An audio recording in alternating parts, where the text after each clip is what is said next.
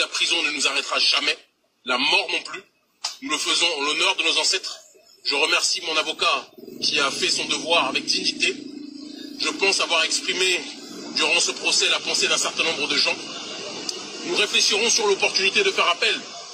Mais j'ai envie de dire aux autorités, à nos présidents, que la prochaine fois, il faut qu'ils réfléchissent à 2 fois avant de nous arrêter de cette façon. Parce que nous avions déjà été grandement entendus lors de la conférence. En nous persécutant de la sorte, on a entendu 10 fois, voire 100 fois plus par la jeunesse africaine. Et donc je pense que question communication, les autorités n'ont pas été du tout stratégiques en nous persécutant. Je regrette enfin, pour terminer, que pour quelqu'un qui est un libre penseur, qui défend les droits de ses semblables, on se sente obligé de l'humilier et de l'enfermer dans une cellule où il n'y a même pas le minimum vital pour un détenu, parce que normalement tout le monde a le droit au moins à des toilettes, à un lieu un minimum décent. Je constate que je n'ai pas eu ça.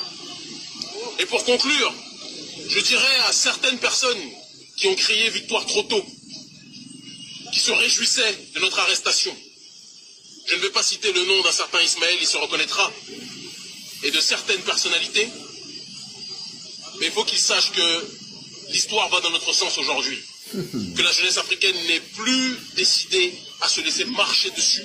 Un peu partout où nous sommes interdits et censurés, je constate que nos avis sont majoritaires, et sur les réseaux sociaux, un petit Africain né dans la diaspora, rentré il y a 10 ans sur le continent, réunit aujourd'hui beaucoup plus de sympathisants que la plupart de nos dirigeants africains qui, eux, sont obligés de dépenser des sommes astronomiques pour avoir un semblant d'audience. Nous, on ne dépense pas un centime de francs CFA ou d'écho, même si c'est la même chose en réalité.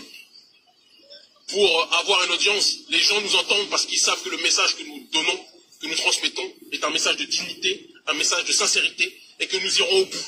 Ce n'est pas le combat de Kémy Séba, je tiens à le préciser, parce qu'on a essayé de personnaliser la thématique. C'est le combat d'une jeunesse africaine et diasporique, parce que dans les Caraïbes aussi, ils se sentent colonisés, qui en a marre qu'au XXIe siècle, on nous parle des droits de l'homme, mais que nous soyons toujours colonisés. On a parlé du franc CFA au départ, l'intelligentsia africaine nous a considérés comme des fous, comme des populistes. Ils se sont moqués de nous.